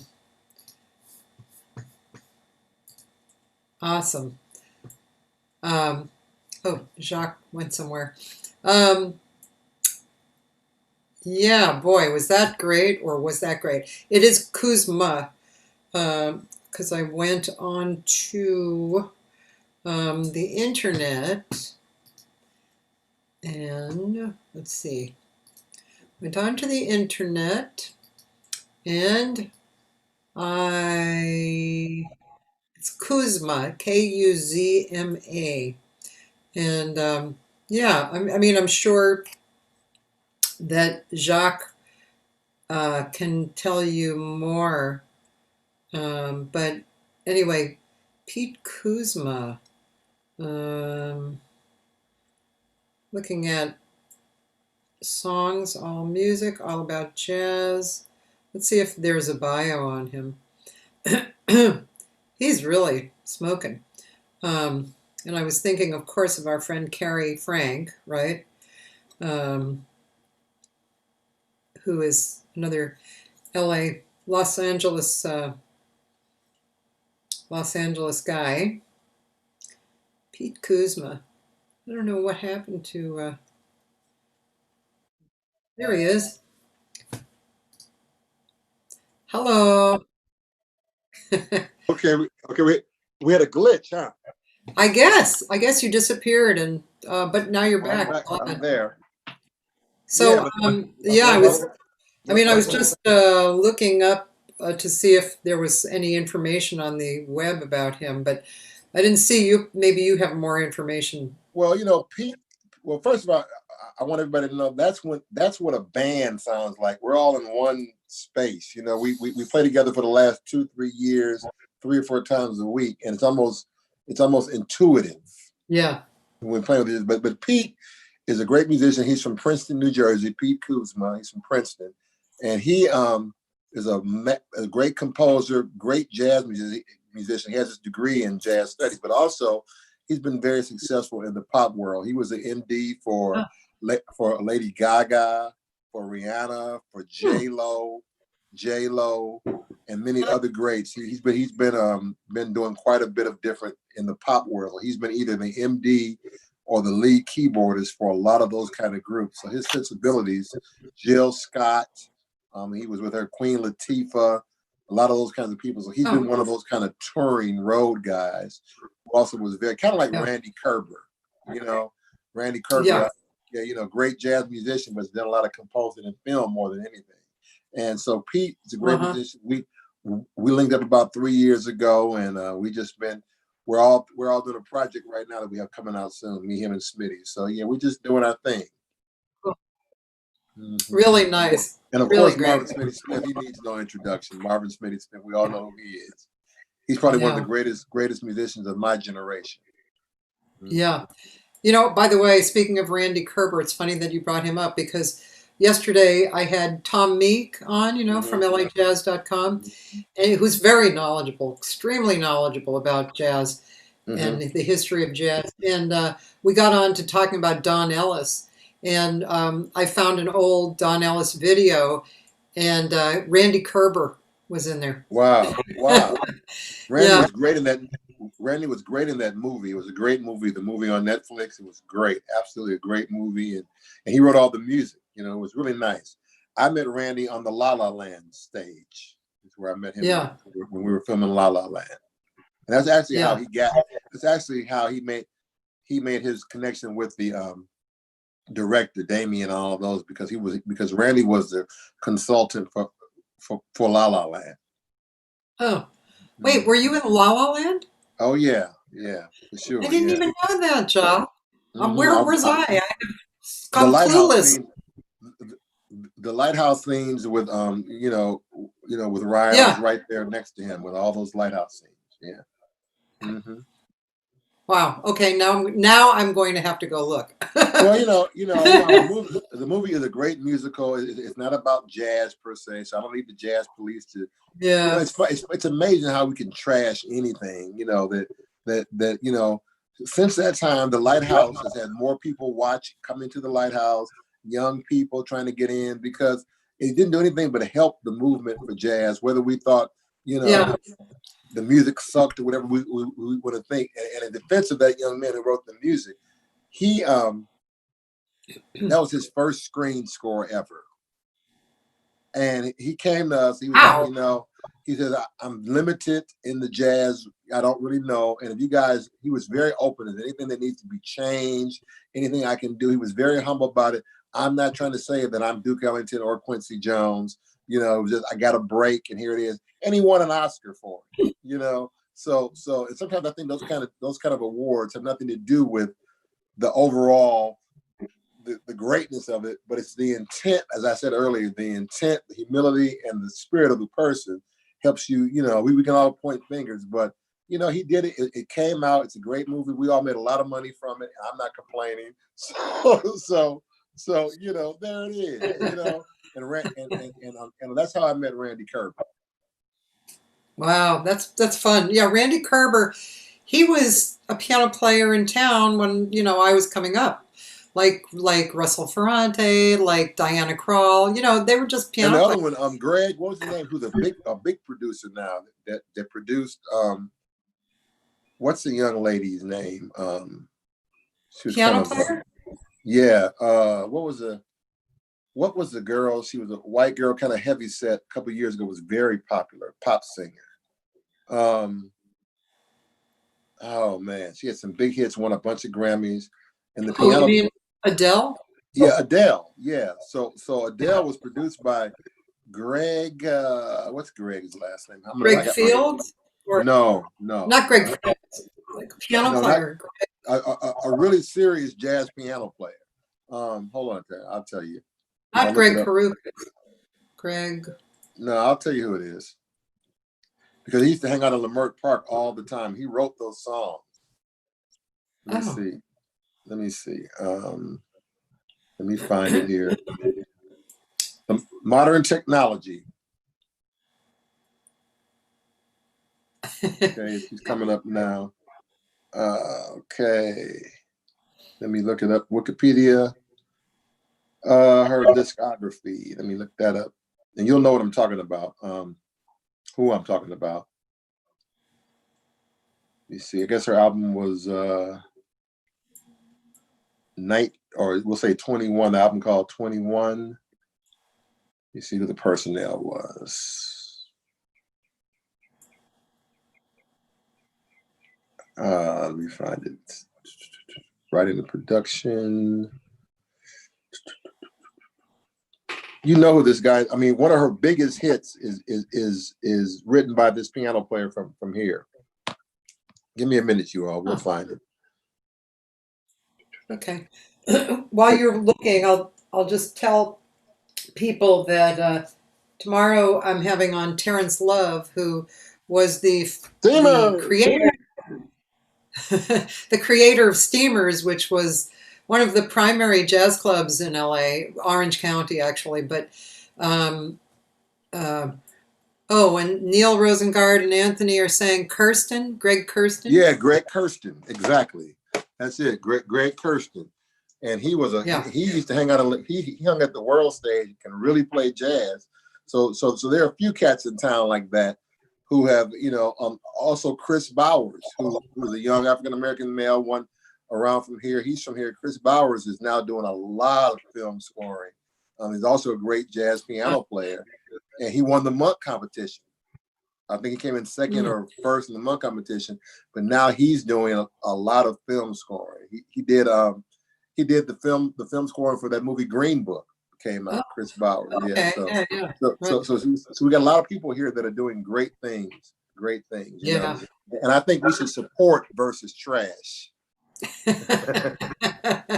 You know. So too. You know, I have a friend. I don't know if you've ever bumped into her when she was here. She's from Cyprus.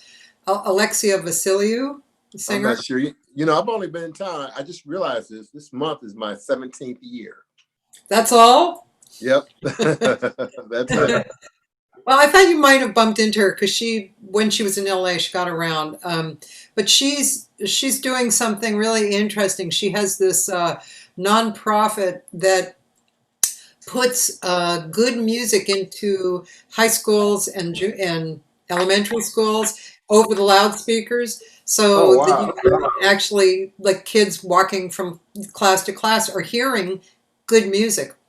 You know, so that's very important. It's a great idea. It's a great idea because because it's getting deeper. You know, Plato said that music enters itself into the innermost parts of the soul.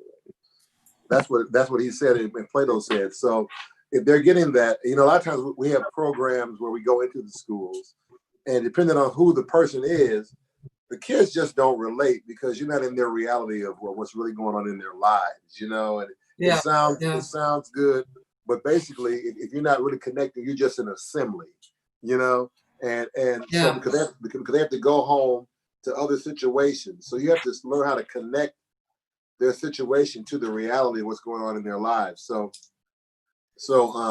I think that's a wonderful idea because even if they hate the music, they're still listening to it. You know? Yeah. You know? Yeah. So it'll get in, and see, I believe in seeds being planted.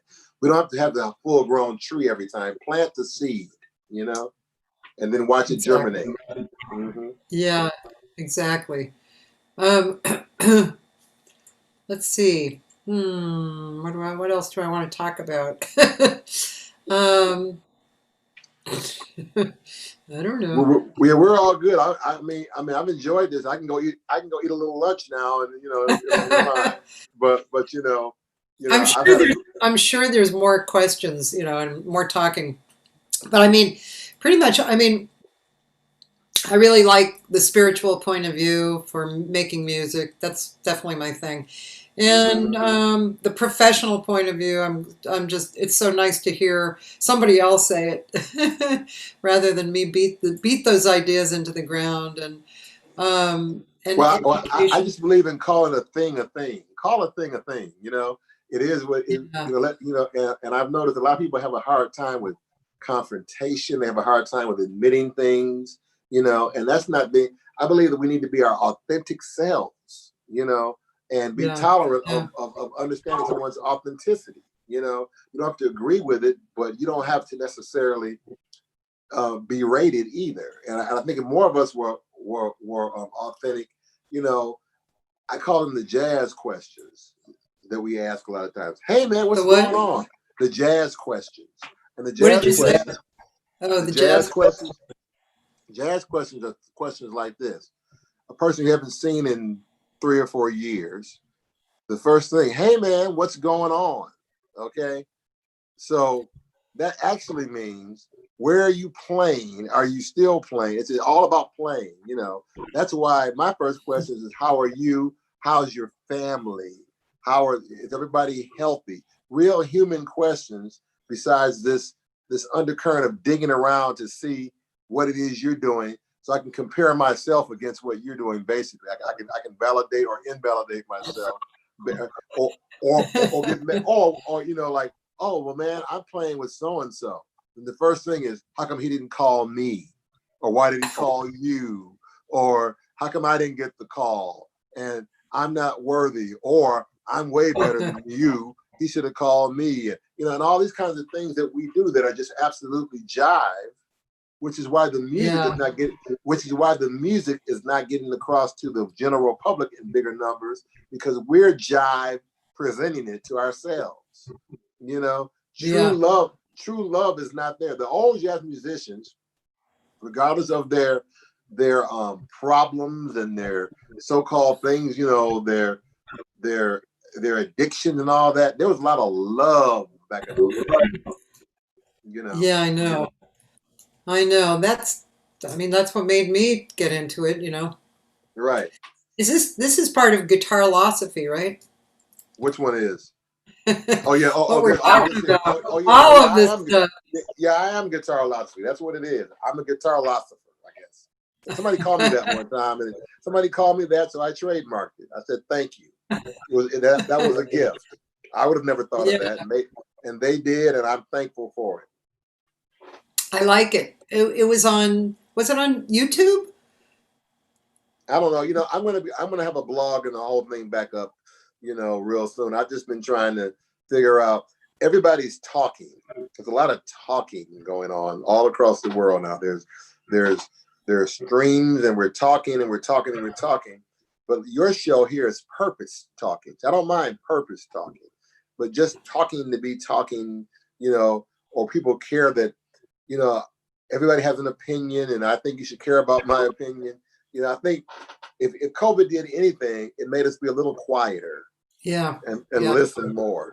I agree. Yeah. Which is very important. But I will be doing a blog. I don't know if it's going to be a blog or a blog, but it'll be back on soon. Yeah, and I remember I came to see that you did a TED talk for Linda Morgan. Oh yeah, That was really enjoyable too. yeah. Yeah. So Then that's the thing. I consider this a ministry for me. It's just I play guitar, but my mission, the guitar is only one of the tools that I use to help people realize how great they actually are. yeah. Were you always like this? I mean, Taylor asked a question about people or resources in your life that helped influence your point of view to apply encouragement and motivation to your outlook on life and music. But I get the feeling like you probably were like this for a long time, if not forever. Probably so. I mean, I grew up in a traditional church, a traditional Black church, which had a lot of rules and regulations, but also a lot of spiritual stuff to it too, a lot of soul and spirit. So I learned how to take the good with the bad. And over my life, I've had a lot of great teachers that some of them weren't the most educated, but they were life teachers. They were gurus of life. And I've had many of those. I never will forget, there was a homeless man that I used to go talk to. I don't know if he was homeless or not, but I never saw him anywhere else, And I would go in the park and he would sit there and he would talk about things and he would show me things. He'd say, "Now you think you understand that, don't you? Well, tell me about it." And he'd go, "You're an idiot. I can just see you're an idiot. You're an absolute idiot." And then he says, "And now, because I called you an idiot, now your ego is tearing you apart, and you want to fight and all this kind of stuff. You want to besmirk me and stuff. But guess what? You're ignorant to what I'm talking about right now. Now, if you'll calm down, I can teach you something." So I had this guy. He was very important to me. And he would say, "Now, that's not what it is. This is what it really is." And when he got through, it would be so clear to me that he was right, because truth always resonates, So the ability to let go of what you think to grab something else is a skill that I've developed. I don't hold on to any philosophy. If I find out that it's wrong, it can go out the window and I'll get the new thing, because I want to be with the new thing that's true, Yeah. So, I mean, we could still be saying the world is absolutely flat. I mean, we could all hold on to that, and there are some people doing that, but it's just not true. So if you want to believe it, I'm going to let you believe the world is totally flat, but it's simply not true. There's facts and then there's truth. Yeah. And truth, you're right. Truth feels good, even if it's a negative truth. It dissolves lies and it clears the room. See, there are only two emotions in the world: fear and love. Those are the only two emotions: love and fear. So anything that comes out of that, anger, jealousy, anything comes out of either lack of love or abundance of fear. Right. Most times both are happening at the same time. Jazz musicians are some of the most fearful people, and you can see they get a gig, they hold on to it tight. It's a gig, and it's my gig, and it's and what's going to happen? Don't mess up my gig. Don't wear that or say that, because the gig might and they live in this constant struggle within themselves about survival. So they have fear of survival, but a lot of times it's not even survival. It's fear of invalidation. I won't be valid. I won't be worthy. I've created a persona of who I am. I've got a story that I hold on to. And if this story dissolves, I'm nobody. Cathy, I tell you, I could sell all these guitars. They could all something happen to them, and I'd be just fine tomorrow. I promise you. I'd be like, wow, my guitars are gone. Probably got to get another one. Maybe. I mean, that's just where I am. Yeah, fear and love. It's funny that you said that. You reminded me of a book that I had read last year, and that's what this book. He said it's either fear or love, and it actually makes your heart. It's like a real. It feeds your heart muscle. Right, exactly. Either fear or love, and it simplifies life so much, doesn't it? It's fear of love. Anger is fear of loss. when you're angry, you're afraid of losing something. Either I've lost my reputation, Yeah. or I've lost respect. But those are things you have to give yourself. Okay, nobody can give you that. You know, half the time people think the people that respect them don't anyway. They just don't know it. Okay, so we play this game back and forth. You know, half the people you think respect you don't anyway, or don't really care. Yeah. They don't really care. You think the people that care, they could care less because they're too busy juggling their own stuff or worrying about who cares about this. You know, right. So once you learn to go within and get centered within yourself and tell yourself that you're worthy, you know, and that you have self-respect and that this is okay, well, then you're okay, and you don't need that external stuff. Yeah. I even and then you'll stop saying stuff. There are no gigs. That's not true. I know. The person saying it just doesn't have one. Right. I've had folks say to me all the time, man, you know, there's no gigs. And I've got 4 of them, one every other night, it seems like. So that can't be true what you're saying. but it's true in their reality because they've chosen to believe it and they're getting what they want. Yeah. No gigs. You don't want any? Believe there are none. Yeah. You'll get 0. Yep. I believe there's plenty. I believe there's gigs for everybody. There's enough to go around, and they show up when they're supposed to. Me too. And you create your own reality, just like what you said. Right. If you think there are no gigs, there are no gigs. There are no gigs. Yeah. When I started Bar Fedora, I asked a few people what they thought about it, and one guy said, "Oh God, they won't come. It's $7 parking." I was like, "What?" Yes, they will come. That's his reality. So he projected his lack of limitation onto you. Yeah. He lives in a world of lack and limitation and said that, you know, my lack of limitation, I'm going to give you some of that. And you chose to not carry that. Yeah. And dropped it, and you were successful. Hey, so is he still on a vow of silence, the guy, the owner? Yes. He's been that way for 25 or 30 years. Wow. Okay. Yeah. He's the chef. Right. Yeah. Yeah. I found that quite interesting. Very interesting. Yeah. Yep. Chef Ito. Chef by the way, Pat Kelly is here, and he said, I've learned some things from you today, Jacques. I hope to know you more in the future. Hey, Pat, I love you, and you're one of the greatest guitar players that I know of, and you're a great guy, and you're just a great dude, man, and you can really play. I hope to see you so soon, too. Yeah, he's beautiful. He's going to be on in a few weeks, too. Okay, I'll make sure I put a note on that one. Yeah, and Mary Bogue sends her love. Mary Bogue, great vocalist, great person, great, wonderful spirit. Love you, too. Hey, Jacques, what was a record or two that you wore out that you had to replace coming up? Let me see. Well, the first one would have been George Benson's Masquerade album. Maybe George Benson's Weekend in LA album. Jimmy Smith, The Sermon, Kenny Burrell. Which one? All of Kenny Burrell. I wore a lot of records, actually. Parliament Funkadelic. James Brown records. I worn a lot of records now. I still wear them out.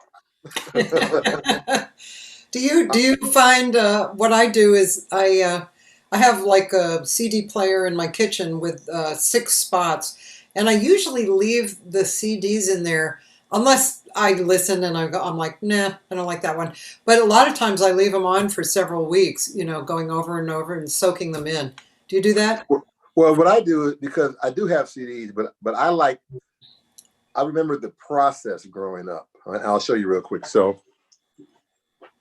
the process used to be, you hear something on the radio or you hear about something, then you'd have to figure out, you have to go to the store, the record store, and go get the record. So I go down, like, for instance, this is what I'm listening to right now, Hank Mobley record.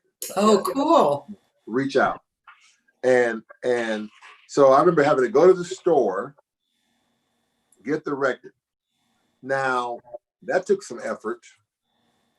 You gotta, because if you didn't drive, your mom had to take you, or you had to figure out how to get down there.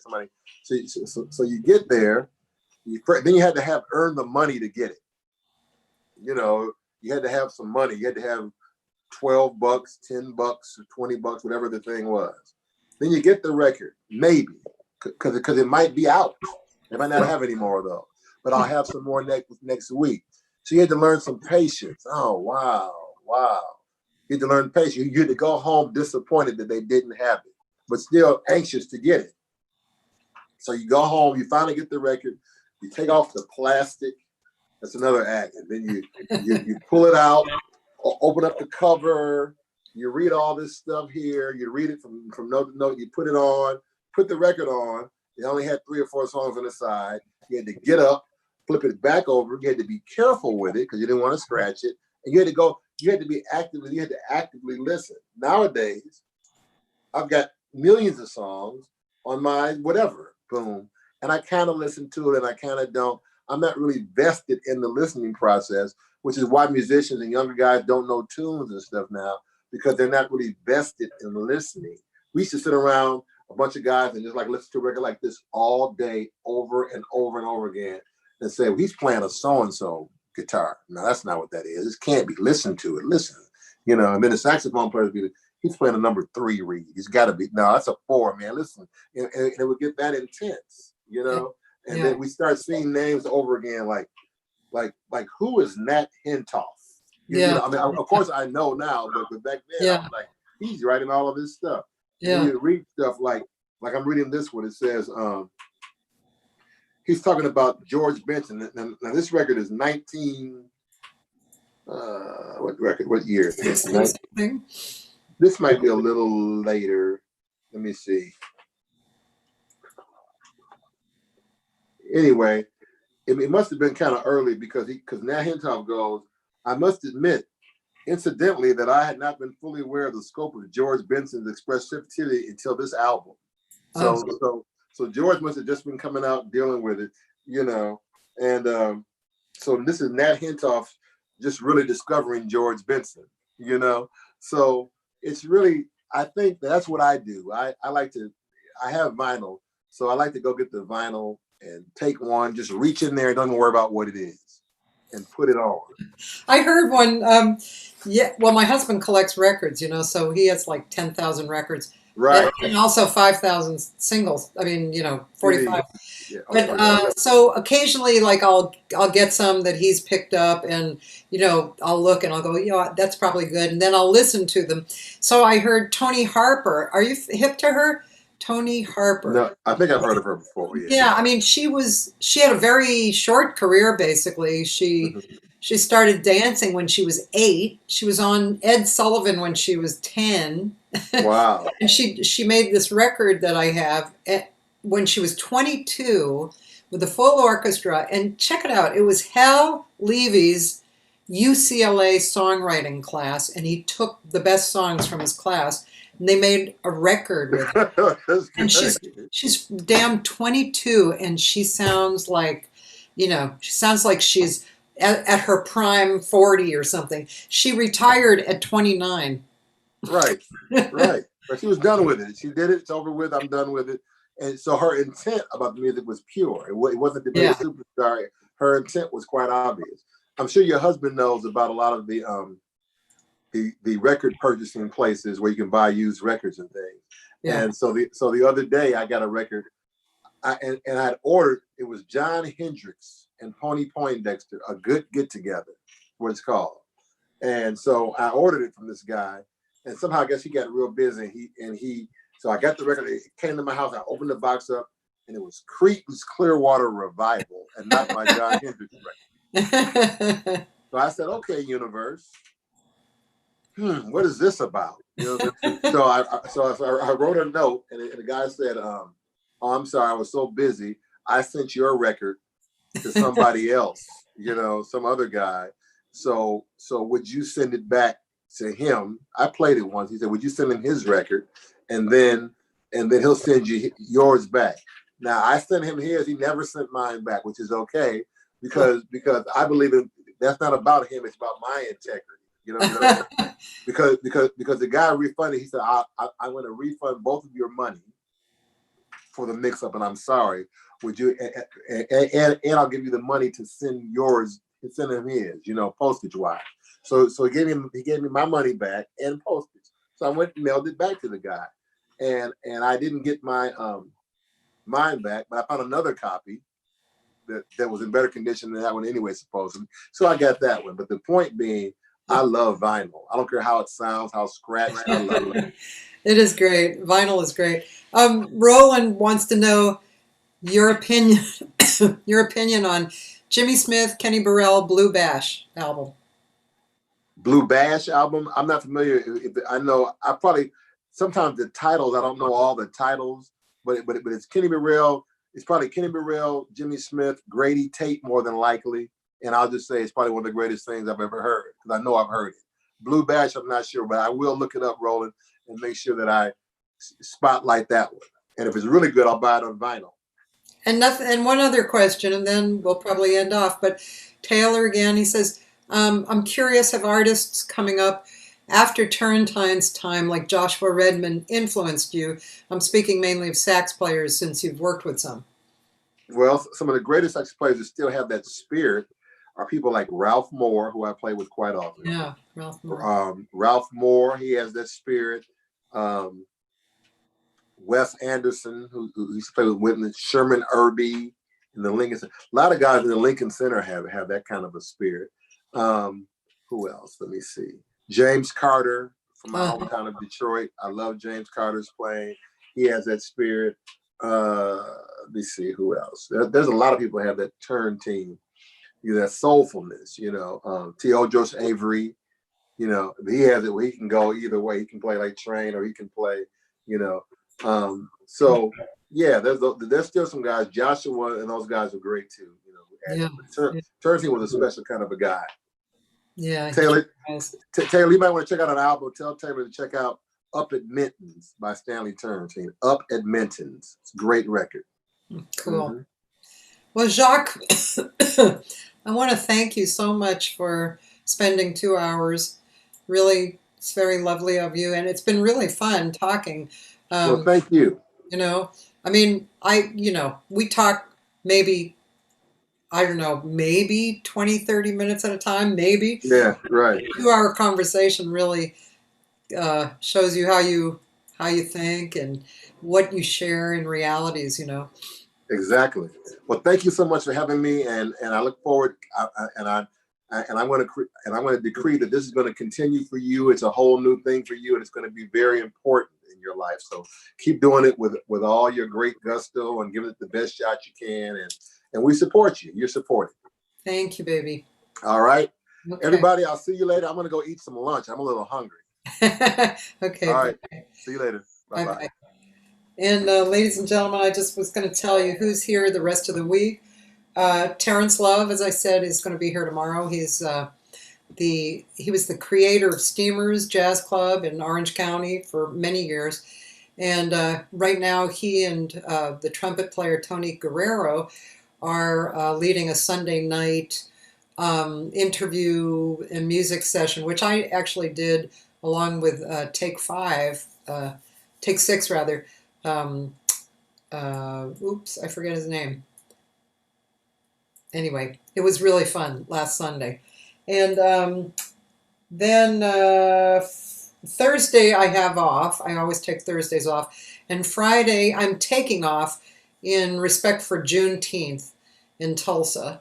And then Saturday I have H.B. Barnum, who I'm really excited to speak with. He was a child actor. He was a doo-wop singer, big-time producer. Aretha Franklin, and lots and lots of people. He's a real sweetheart. And then Sunday, the mama of studio singing, and she contracted probably 90% of the vocalists for studio singing for TV and movies and such, Sally Stevens. Then the following week is going to be Greg Karukas, piano player, producer.